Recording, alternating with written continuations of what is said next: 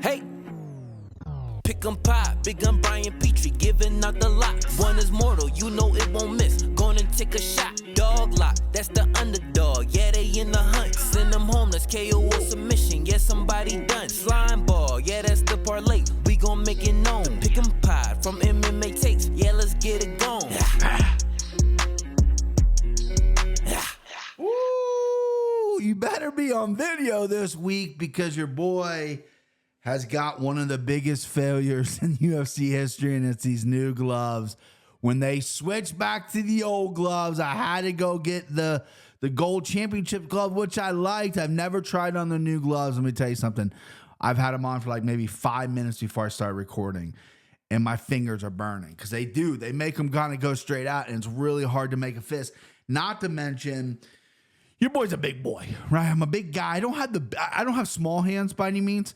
They're thick. They're like polar bear, but I wouldn't say I have like, catcher's mitts hands or like banana hands. Right? I don't got like the longest hands.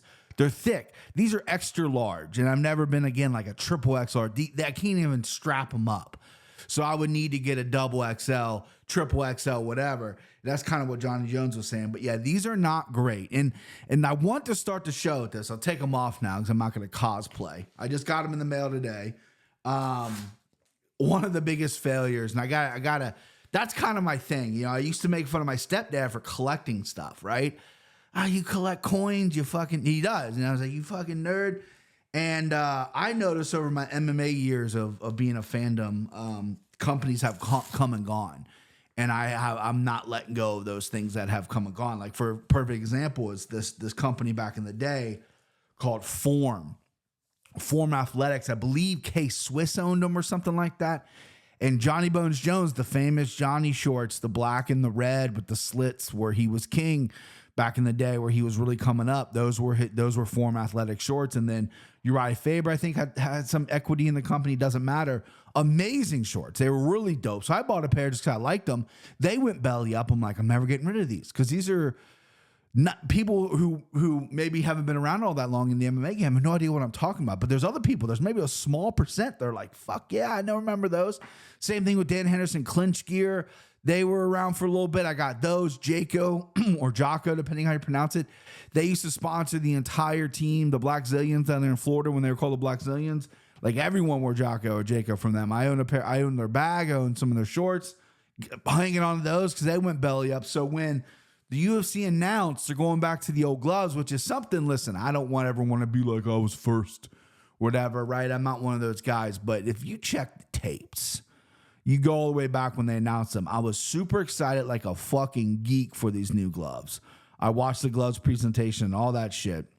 And after a couple events, I went, they don't sound the same. We're not getting the knockouts. And I'm not saying I was the only one.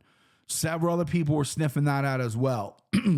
But for a guy who really wanted a change in the gloves because of the eye pokes and just a good different visual, I was severely disappointed. But yeah, these ain't it, bro. These are the ones aren't it, right? I do like the gold for the championship. I know a lot of people didn't like that. I do like that. The reason I'm bringing it up is because if you missed it, now you know. Last pay-per-view, they switched to the old gloves, and there was more knockouts. It sounded better. And I know there's, I don't think there's many eye pokes, if any, last card. So, yeah, but I had to buy these. They're expensive, $280. But I had to get them because they're never going to be used again. They're going to sit on my shelf as an ultimate failure in the UFC. Where they debut in June. It's November. They're kaput. Now I know this weekend in Macau, which is what we're going to break down here, they're using them, and I believe they're using them in Tampa. But the pay-per-view, they're going to the old gloves. I think it's just a stock issue. And the people that make the old gloves, so funny. This is a company that makes like NFL helmets to keep people safe. And they really invested time, and they went to UFC, went to a different companies to make gloves, and they settle on Venesis, I believe is what this company is called. They settled on them to make their gloves, and everything, all good intentions were behind them. I just, it's maybe harder than it thinks. Trevor Whitman's got a pair out there, but again, it wouldn't be exclusive to the UFC. That's kind of his thing. He wants to kind of sell it to everybody. The UFC wants exclusive rights to it. So yeah, they're going back to another company, Dayco or Didaco or something is who makes their old gloves. And they just make like industrial equipment. They don't really make, user-friendly stuff. The gloves that you see, UFC stuff that you see in like Dick's and whatever, that's Sentry. They're junk. But like the actual fight gloves, which I have a pair, my kids probably got them. I have a pair on my shelf over here. But those are the real deal. Daiko or Daiko, whatever they are. But yeah, so man, what a failure. I had to buy that. And I tell you what, man, they came in a fucking nice ass box. Like, this is legit right here. This is a nice box. I see they got the hand measurements on the back. And again, if you're a football fan, they always measure quarterbacks' hands, and it's always like, how big is his hands? Oh, if he's a 9 below, whatever, he's a bum or whatever. So I went, God, who's wearing 3X small? I mean, that's got to be obviously the tiny little women. If you're a man, you wear 3X small. Ooh, my extra large was 8.75 to 9 inches. So yeah, that's way too small. So I probably got to get 2X, 3X, 9.7 to 10. I've never measured my hands before. Believe it or not, I'm not a quarterback. But yeah, they came in a fucking dope ass box. Like this box I'm going to hang on to. I'm a geek in that way. I'm a fucking geek. All right, let's go over last week real quick before we get in this week, because last week was a huge pay-per-view. So I gotta go, all right? Your boy beat the boys, right? I beat Tevin. Shout out Dev Todd. I almost said Devin. I beat Timbo and Christian. Okay, little card. Started off good and then kind of fizzled a little bit. There gonna only be 2 highlights I hit, but I went 9-3 on my picks overall. I hit my dog lock on Jimmy Miller, which he gave me plus money in the night, which I love you. Hit my mortal lock on Johnny Jones, who closed out a parlay for me. That was a no-brainer. And I missed my send him home and green hammer on Charles Oliveira. And then we did a little extra dog last week, a little extra slime. My slime ball parlay was Rufy, Silva, Jones. That crapped out, but that was minus 139. So then I give you a little double slime, which is Marcus McGee versus Eric Anders, not versus, and Eric Anders, which got pulled. So it became a 2-legger with McGee and Mickey Gall. Mickey Gall got starched. But the 2 topics of conversation, so that was the recap of the betting and whatnot. And I know you've probably heard every recap under the sun so far about this and your opinions on Jon Jones or whatever. So I'm just going to quickly talk about it. And we're going to talk about my guy, Bo Nickal. Johnny Jones looked good. He looked faster than I thought. And I know most of the narrative is Stipe looked bad. And he did. I'm not going to say he didn't. Stipe at 42 looked bad. Jones looked good. And Stipe looked bad. That could be both one and the same for sure. But John looked completely in control. Dominated the fight in the first round. Took him to the ground. Elbowed the shit at him. Stipe's got a lot of heart. Took a lot of those. Don't know how he didn't get cut up. I mean, John was landing huge elbows on him.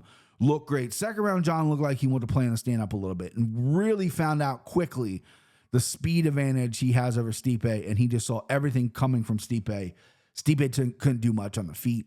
Landed a couple of shots here and there, but nothing really significant. And then John kept touching the body. In the third round, it looked like John was, in my opinion, he was going to go, okay, either we're going to fucking wrestle again, or I'm gonna take this guy on the feet, because John showed up to finish. And he noticed, and his corner noticed, and I think everyone noticed that some of those front kicks to the body really, really fucked up Stipe. And we all saw him practicing the spinning back kick, and he had said he'd been working on it for months. So he unleashed that right to the ribs. Down goes Stipe. Oof, brutal stuff. I thought Jones looked good. Now the topic of conversation obviously is that's not a fight we wanted. We wanted the Tom Aspinall Jon Jones fight, and I think that was more of a respect thing for Stipe. Stipe, I hate to say this, it's not like I'm the biggest fan of the guy. He's an Ohio boy. He's tough. He's durable. He's been one of the greatest heavyweights in UFC history for sure, if not the greatest. There's a real argument there if you want to lay that out. But he showed up for a paycheck, my guys. Like, he's 42. He's cooked. He knew going in there he was done. He didn't want to take off his gloves. When Joe asked him, "Are you done? You continue?" And he goes, "Dude, I'm done. Thank God. Like, I'm out of here." Like, this is a dude that checked out. He showed up for a paycheck. He didn't give up. He didn't quit on himself, but he got dominated for sure. He could have quit in that first round, still got the paid the same that he did in the third round. So, there's no quitting him. But yeah, he definitely showed up for a paycheck, which I didn't like seeing, considering we got a beast heavyweight as a fan in the wings that we want to see Tommy Aspinall step up and fight Jon Jones. And, Jon Jones, the one thing that I like that he's doing now, which he didn't do early in his career, is he's embracing the things. Like, he never let the bad Jones out. He always went back to the Bible verses. Like, and he kind of did that in the cage too. But now he's like, they're all calling him Duck because he's ducking Tommy, his new Twitter profile picture is like a duck with a belt on, like, starting to lean into it a little bit. But you're right. They ask about Tommy Aspinall, and he goes, well, now it's time to talk about Jesus Christ. Like, he completely pivoted off Aspinall. Then he kind of said something in the post-fight press conference where he doesn't want to fight Aspinall. He's annoying. He only wants to fight Pereira. He's going to retire. If the UFC shows up with 20, 30, 40 million bucks, would he fight Aspinall? I don't know. The big question is who wins, him or Aspinall. Listen, if the fight happens within a year, I still favor Jones, right? And I know a lot of people are glazing Jones' dick. It could be biased, but Jones, we've never seen Tom push to a limit yet. Jones is going to push him. There's no fucking way Tommy Aspinall is going to run through Jones like he's running through everybody. He's going to get pushed. And I want to see him get pushed, but we haven't seen it yet. What is Tommy off his back? Jones can take him down and elbow the shit out of him just like he did Stipe, right? What's him off his back? I know he's got a jiu-jitsu background, but we haven't seen it, right? He's faster than Jon, but Jon has a way to making people fight at his pace. He's really good at that. His movement's very good. He picks his shots very, very good. And I feel like if it's a wrestling match and a takedown and grappling affair, I think Jon wins that. But it has to happen within a year. If it happens later on, 2 years from now, then I'm going Aspinall, because Jon's getting older and whatnot, even though he fucking looks super sharp for being out of the cage. He was down in weight from the Gone fight, which I thought was good. Now, so yeah, Johnny looked great. Now let's get to Bo Nickal before we get to these fights. Man.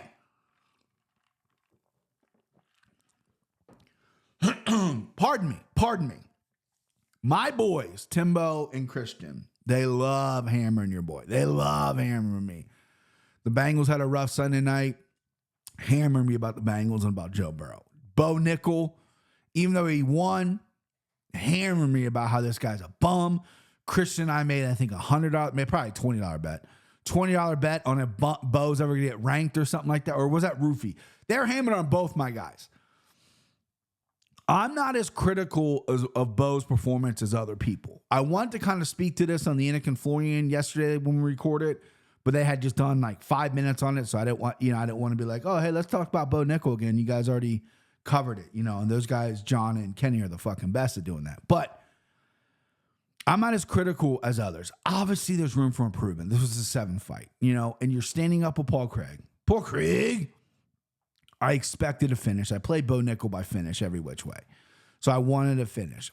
And the stand up with him, it's improving. He's got power. He's got good timing on that left hand. Needs to work on combinations. It was good seeing him defend strikes because even though Paul Craig's stand up isn't great, he does have some decent kicks. And he defended the kicks really well. My biggest takeaway was obviously the stand ups could be a work in progress. This is probably one of the only fights where he might not want to take someone down just because of the threat of Craig, and he knew I'm better on the feet this guy. He might be the only, Bo Nickal that's the only striker he might be better than at 185 is Paul Craig. You know what I mean? Like Paul Craig's not good on the feet, and Bo's like, I got an advantage there, fuck it. So the whole training camp was striking. Positives with Bo is, again, he's got power, he's got good timing left hand, he needs to have a better killer instinct. When he hit Craig with in the eye, cracked his eye in that 3rd round. Should have went for the kill. I know that can get you in trouble, but also can get you fucking a bonus and get people talking about you. You were getting chanted, overrated. Go for the kill. At times he laid a little back, which I thought he could have been aggressive. Obviously throwing more combinations. Footwork needs work. Everything's work. But it's the 7th fight, so I'm going to keep that in mind. He's still a special athlete. But my biggest takeaway, my biggest concern, and another positive was he didn't get tired. 3 rounds, he wasn't even breaking a fucking sweat striking. But he didn't wrestle at all. I know Paul Craig is this great guy off his back. He's got arm locks. He's got chokes.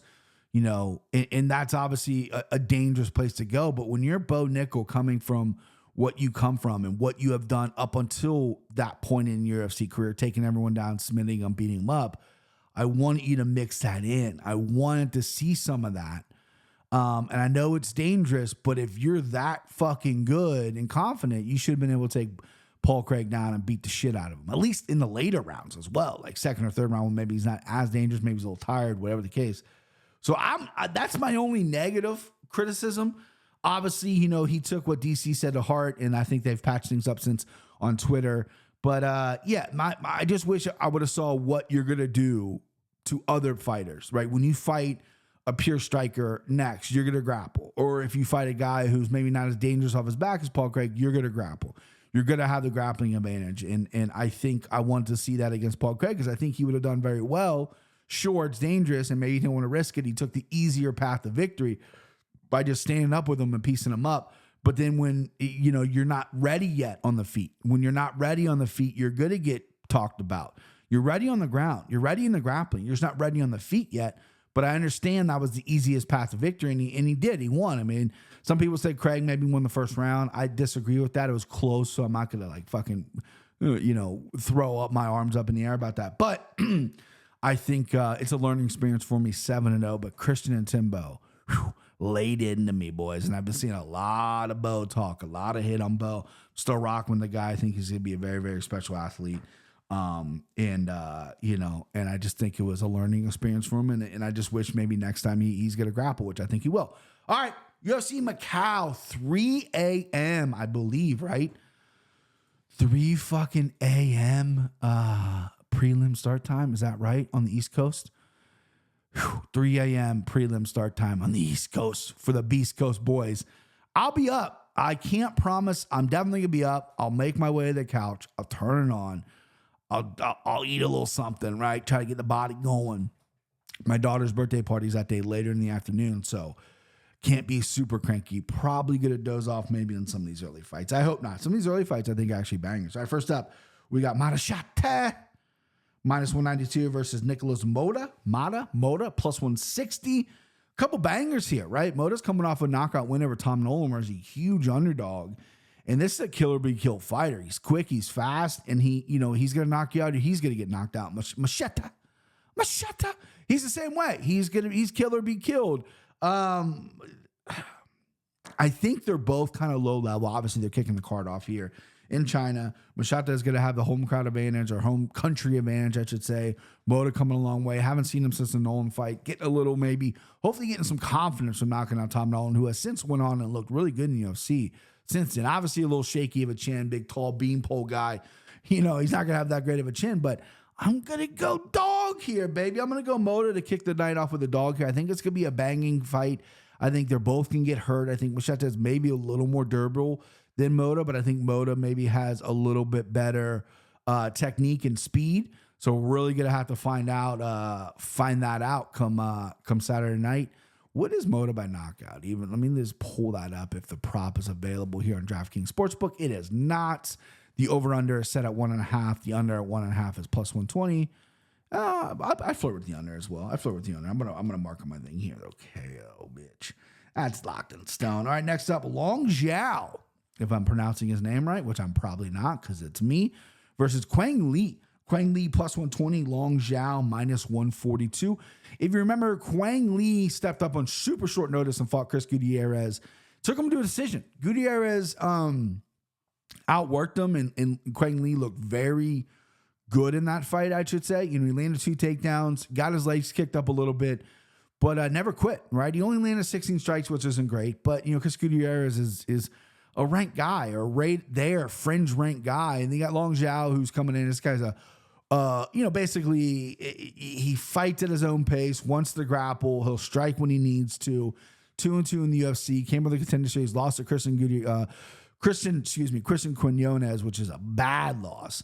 And then he rode to the UFC, got his way into the UFC, and then King Lee got him by split decision last time out, which I don't remember that fight much, but it was a very competitive fight according to the stats. With that being said, I am a little impressed with Quang Li with his debut against Chris Gutierrez. Completely different fight here. We got a grappler now in Long Zhao, and we got a guy who's not as spunky and quick on his feet like a Chris Gutierrez. So Quang Li could get exposed with his grappling. I don't know much about the young man, but you're giving me plus 120, so I'm going to take the plus 120. He's been in there with a better competition with Chris Gutierrez, and for the first half of that fight, I thought he looked pretty good. On short notice, get him a full camp, get him over there. I think he is repping China, but I think he's fights somewhere out of America. Someone looked that up for me. I know we're not live, but someone looked that up for me. All right. Sweet little nectar there. All right, next up. This is a name. I've looked up tape on this guy, and I can't figure out how to pronounce his name. Lawner Kavanaugh versus Jose Ocha. this fight. A little flyweight action here. Kavanaugh's minus 375. Ocha's plus 295. That's actually shocking to me because Ocha, coming from Peru, and a lot of these Peruvian fighters that are coming out, they're kill or be killed, man. They're fucking tough. We looked at Lontop last week, Hamas Lontop, taking all those shots from Rufi. That is a Peruvian guy. These Peruvian guys might not have the perfect technique in the world right now. It's still kind of a ever-growing sport in Peru, but we're getting more and more Peruvian fighters, and we're getting more and more fucking bangers. And Ocha is a banger for sure. Making his UFC debut, I believe. Yes, he is. Leonard Cavanaugh is coming off of the win on the knockout win on the Contender Series, where it looked really good, landing a clean left hook. But if you look at Cavanaugh, they're both very similar with the records. 7-0, 7-0. Obviously similar with the records. But Ocha's fought decent record guys, I thought. And Leonard Cavanaugh has fought okay guys. Yes, he's got the Contender Series experience. Yes, he's got hype. But at minus 375 against a banger, against a dude like Ochoa who's going to fucking crack you, you're going to answer a lot about yourself. If Cavanaugh comes out, this could be fight of the night. And Cavanaugh comes out and he takes shots and he gives shots and he puts Ochoa away, the undefeated Peruvian who is probably going to be nasty in there. That dude's the sky's the limit for that flyweight, for sure. But I like Ochoa here at plus 295. That's 3 undies. 3 dogs, baby. Hello? 3 dogs. Hey, this is Dog. 3 dogs right off the bat. Oh, by the way, I got a new ring. Boom. Sorry, ladies. New ring. New ring, sing badass bitch wife. I know a lot of ladies were hitting me up like, hey, I love your neck beard. Oh, my God, I always like to do with a fat fucking face and all that stuff. Sorry. You know, taken with this 24 karat gold, baby. Spent a little more than I wanted. I think I came on these airways and said I wanted to not go crazy with this. Spent a little more than I wanted, you know, but I found something I really liked and I'm a boozy bitch, so whatever. And boom, right there. It was funny. I showed my stepdad. I said, hey, new ring, check it out on FaceTime. He goes, I like the old one better. Okay, fuck you, pal. Next up, Carlos Hernandez. Minus 165 versus this guy's name is a nightmare, right? I did this on the Yankee Flooring, and it's Yam. I'm going to go try to pronounce his first name. I'm just going to go with his last name. Temdembarel. 3 fucking syllable last name. Good luck to, who is it? John Gooden. I think Sanko's over there, and maybe Bisbing. Good luck on this, boys and girls. Temdembarel, plus 154 versus Carlos Hernandez. 185. And the guy doesn't even have that cool of a nickname. It's Art of the Knockout, which doesn't really snap, doesn't really roll off the tongue there. However, Art of the Knockout, like, you're a submission guy. Like, your striking's just okay. You get people to the ground and you try to strangle them or take a leg and arm home. Art of the Knockout, where the fuck do you get off getting that nickname? Just for that alone, I'm taking Hernandez. Not that just alone. I think Hernandez is a scrappy fighter. He's been in the UFC for a long time. I think he's going to give this guy some problems, and this guy's going to have a hard time getting him to the mat. And when he does, he's going to get pieced up on the feet. He might even get knocked out. Maybe that's what he's saying, the art of knockout, because I get knocked the fuck out all the time. He's undefeated. No, he doesn't. No, like Temdembarel is just average. And I think Carlos Hernandez is above average, at least when it comes to this kind of scene. Being in the UFC for a while, he's fought a lot of top competition. 68% takedown offense isn't great, but I don't think Temdembarel is going to have the best takedowns for him. He's going to have the crowd behind his side, but I think Hernandez is going to do enough to get back to his feet and piece him up on the feet. Minus 185. A little scary. Not going to slime him or anything, because who knows what can happen when you got a guy who can finish, who's undefeated. You never want to put like a good chunk on your nut. You know what I mean? All right, next up, these names are crazy. So we got Feng Saka-Khan. I don't know how they say X's in fucking China. I know Yao Shanan. Okay, so we'll go Feng Shanan. Shakin. Feng Shakin versus Xingming. Women's strawweight fight here. I apologize for trying to pronounce that rank. So Feng is minus 410 versus Ming. Feng versus Ming plus 320. Admittedly, full disclosure, I didn't look up much on these female fighters. I know the road to the UFC. I know it's a tournament championship. I feel like a bad fan because I don't watch the road to the UFC. I've only seen highlights here and there, but I don't watch the road to the UFC. But Feng is looking pretty dominant in her road to the UFC. That's why she's got such a big number. Ming Xing is not as a talented pool. She's winning unanimous decisions, split decisions. But yeah, she's giving up some takedowns and some striking as well. So give me Feng Shakan. I'm just get this fight over with so I don't have to fucking pronounce it anymore. All right, next up you got Kira. Okay, by the way, if you don't like when I mess up names, you think it's a bit, this might not be the episode for you. If you're a person that really likes when I mess up names, this might be your episode because goddamn, there's some names and Asian names in general. I mispronounce American names. Any kind of names I fuck up, but it feels like these Asian names are really hard for me. Kiro Sahota. I think I fucking nailed that. Versus Dong Hoon Choi. Dong Hoon Choi minus 105 versus Sahota minus 115. Another fight here where road to the UFC finals. These next three are going to be for the final championship. Dong Hoon Choi, this is like a grappler. He's kind of an all-around fighter. A lot of these Koreans are. They start with judo, and then they learn some really good grappling, and they also add some striking. You know, he had 2 split decision wins on the road to the UFC, and that's only because I feel like he just didn't fight at his own pace. He outstruck both people. He got taken down twice, but he got a knockdown in his last fight, the split decision fight. But I just feel like he needs to fight at his own pace, and people are dictating how he fights. He's a young fighter, I understand that, but he's kind of good everywhere. And he's going against Shahota, who, you know, this guy is another similar fighter to Dong Hoon Choi. He likes to, I'm trying to be political here. This guy's just fucking boring is what it is. Okay. He's boring. Both these guys are fucking lame. What I'm going to say, they're not going to be champions.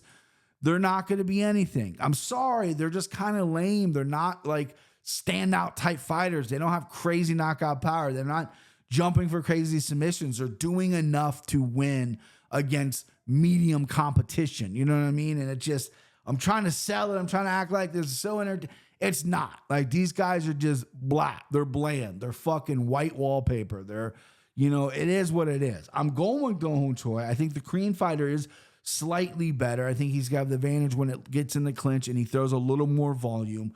But really, again, I'm trying to be political. I'm trying to be a nice guy here. Who gives a shit? This fight is not good. Next fight, a little bit better because Sung Woon Choi, this dude has a little something here. He's got a great wrestling game. He's got great grappling, and he's fighting. I shouldn't even try to pronounce this dude's name. Margin Gilisi. I don't think I got that at all. He's already lost on the road to the UFC. Had to come back and win. Has a submission win, but again, this guy likes to grapple and keep things at a slow pace. We got Sung Young Yu minus 120 versus Giselisi at plus 142. It's the Korean fighter of the day. I think we're going to get a Korean sweep here for the men's. They're going to win to the road to the UFC.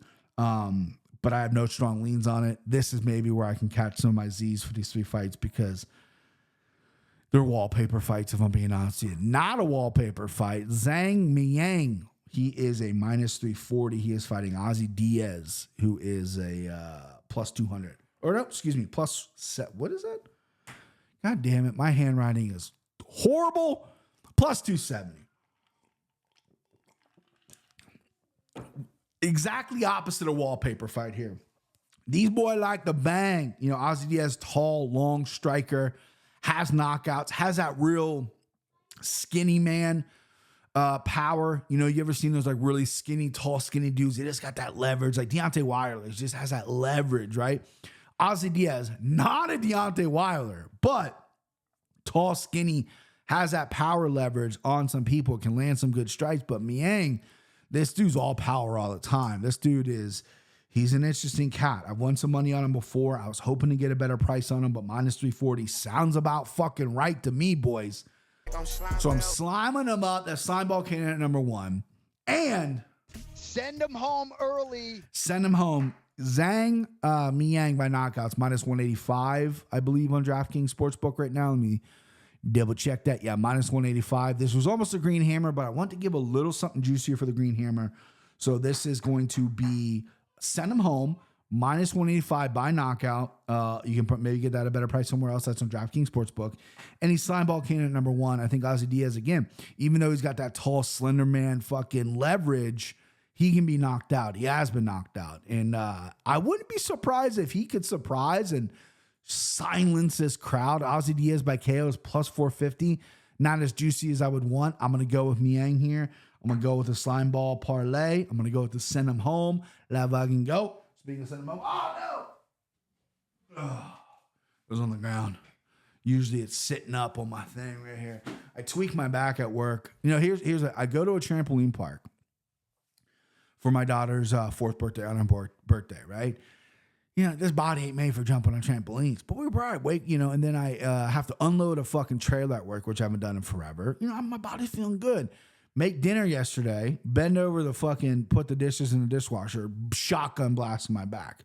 My back's not feeling great. But this is feeling pretty fucking good in my hands. You know what I mean, boys? This is feeling pretty good in my hands. Green Hammer. It's pretty simple, baby. We're talking Volkan Ozdemir plus 200 versus Carlos Ulberg minus 245.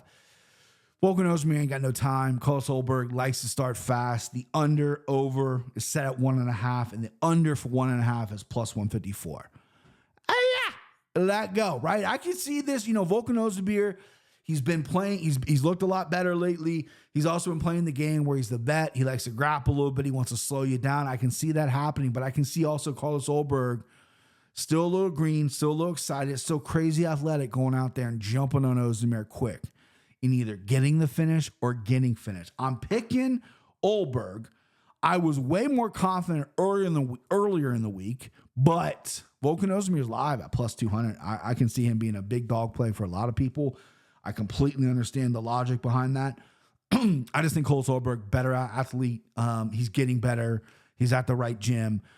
With the city kickboxing guys. Again, Eugene Berriman, that's one of his greatest skills, is turning just really good athletes into really good fighters. And this dude was a former rugby guy. Now he's in the now he's in the UFC, looking pretty good. Had one stumble, and other than that, he's looking fucking fantastic. He's marketable. He's good looking.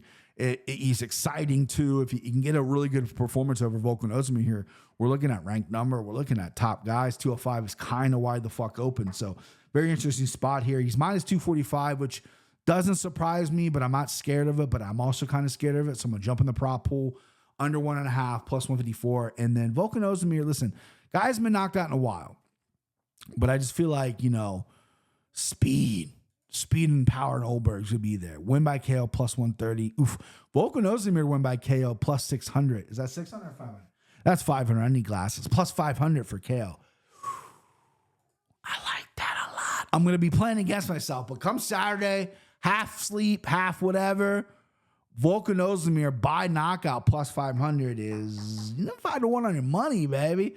But the Green Hammer is going to be under 1.5 plus 154. Official pick, Carlos Ulberg. All right, next up, Kong Wang minus 8.5. I don't know. I said it like that. I'm going to get canceled. Minus 850 versus Gabriela Fernandez plus 575. Kong Wang's the female who lit the world on fire on her debut. Came to the road to the UFC, won by guillotine choke, and then Victoria Lornado just knocked her dead in round one. At the weigh-ins, put the Joker face paint on, cut an electric performance. Her nickname is the Joker. I fucking love it. You don't see a lot of, I feel like in this, hopefully again doesn't get me canceled, but I feel like besides the Leech and maybe like one or other two, you don't see a lot of personality from that side of the world, and especially on a female. Like Zhang Weili is adorable. She's got a great personality, but she's not like Wen Kong. Wen Kong is fucking exciting and funny and like crazy. Like that's what I want to see.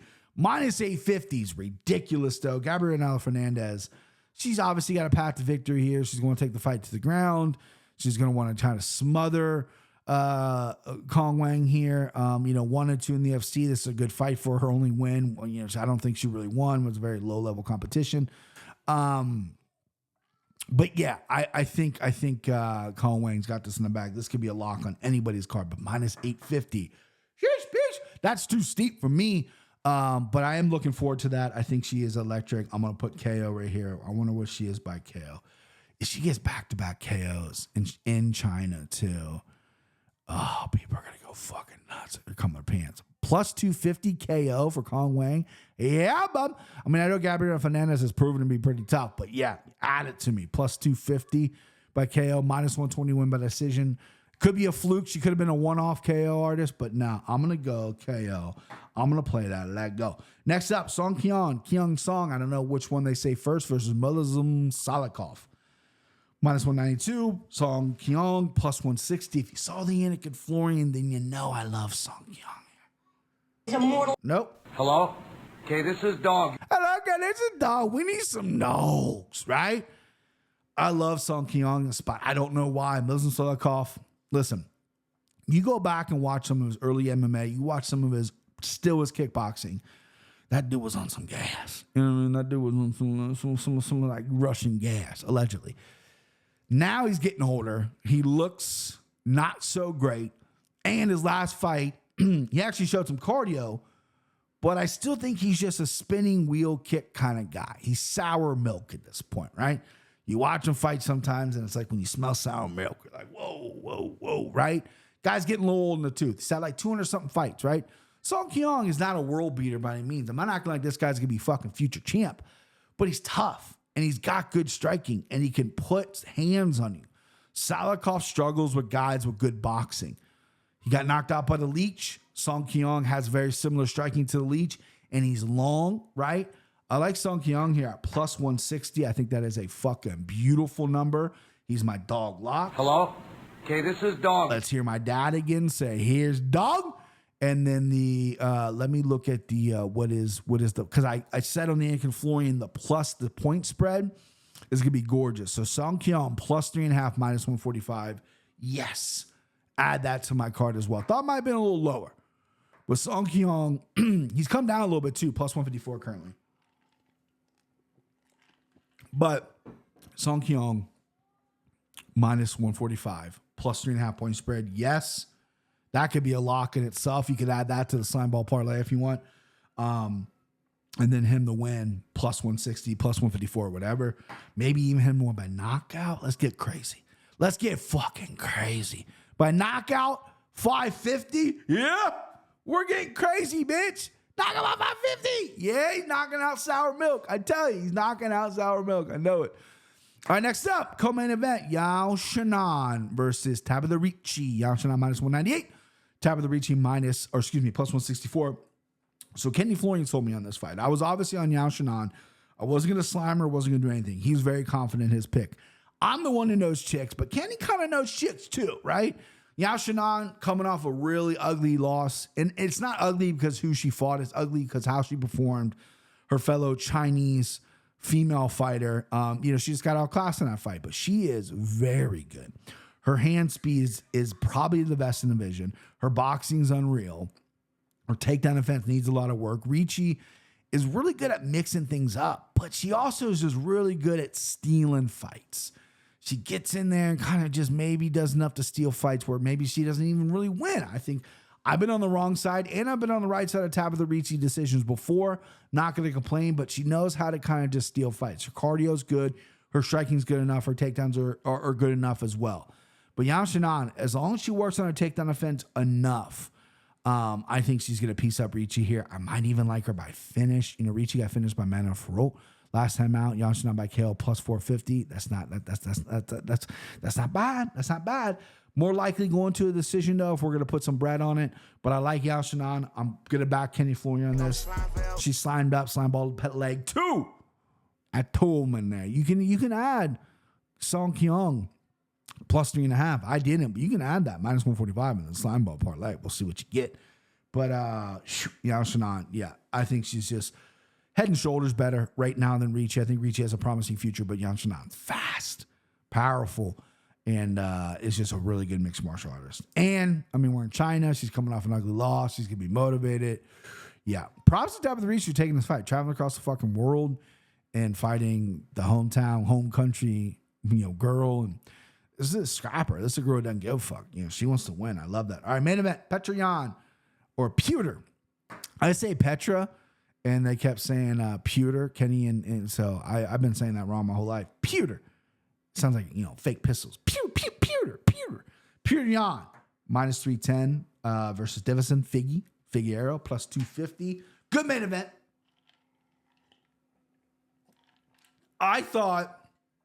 I was pulling one over on Vegas. I'm like, there's no way they're going to let Peter Yan be this big of a favorite, right? There's no way. I thought we're going to get him close to minus 150. Dreaming of even money. Figgy's been hot. Former champion at 125. Undefeated at 135. Vegas is on top of it, man. The sharps, 310. What is he currently? I think it is moving just enough. Just enough. Yeah, Petroyan. Pewter, 305. So coming down just a little bit. A lot of action on this fight. I like Jan here, man. And, Locking him in a wheel. yeah, let me play that again. He's a mortal locking him in a wheel. I'm a more locking to wheel him. I'm wheeling and dealing him as well. Sliming him up. I'm not scared of the number. Mortal lock. Pewter, Jan. Listen, Figueroa likes to wrestle, likes to grapple. At 135, he's proven that, right? He likes to fight his own pace and a high-volume guy. Pewter Jan, listen, he starts off slow for sure. He gets his reads. It's been a problem, but this is 5 rounds. I know Marab took Jan down, and I know Aljo held him down, but those guys are fucking specialists. Figgy is not a specialist. He has good takedowns, but he lets you get back up to take you down again. His cardio's been much better at 135. He somehow is, I don't think he's the biggest 135er, right? He's big 125er. I think he's just an average 135er. And but he's strong in there. He's like a country Brazilian dude. He's got like bulls and shit. So he's country strong, country Brazilian strong. And but I don't think it matters. I think Jan's technique is flawless. I think he's really good on the feet. I just want him to pick it up a little more. But this is gonna be, you done forgot about Pewter Jan, because I think he's gonna come out. I think he's gonna have a fantastic performance.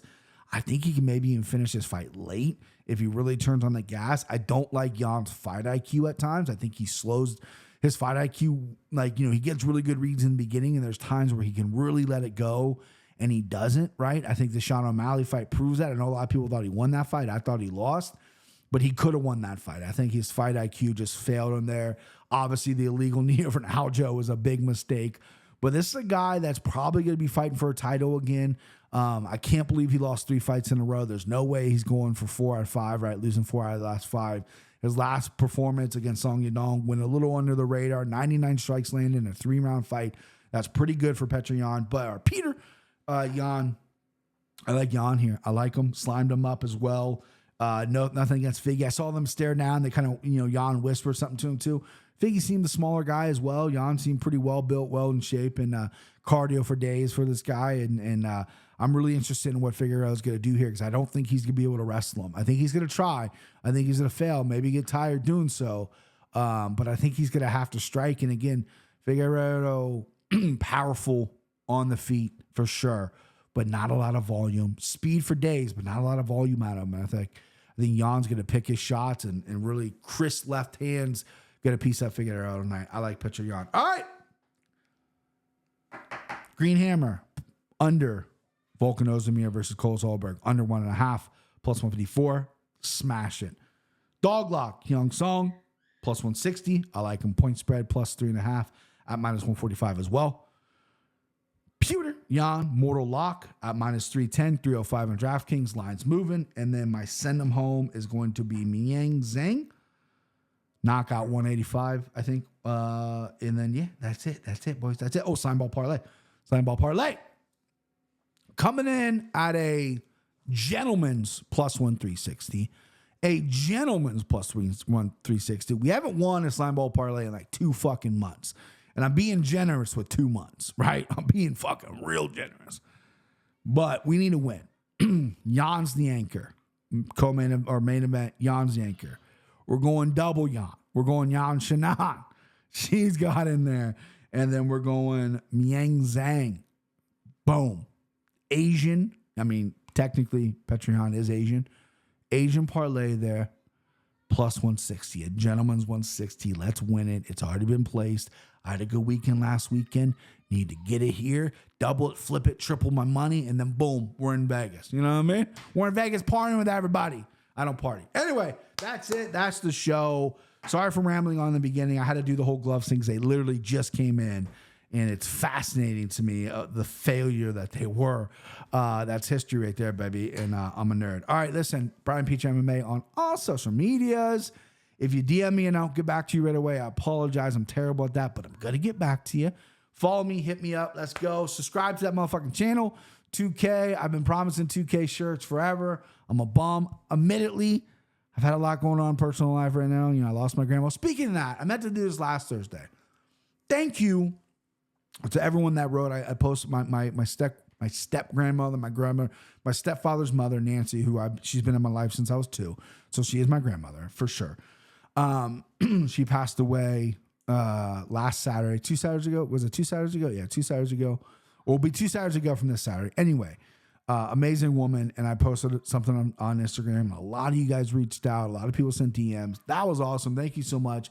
Making a guy feel good. I know my stepdad read all those and made him feel good as well. So you guys are awesome. Thank you for supporting me on that. Thanks for supporting the show.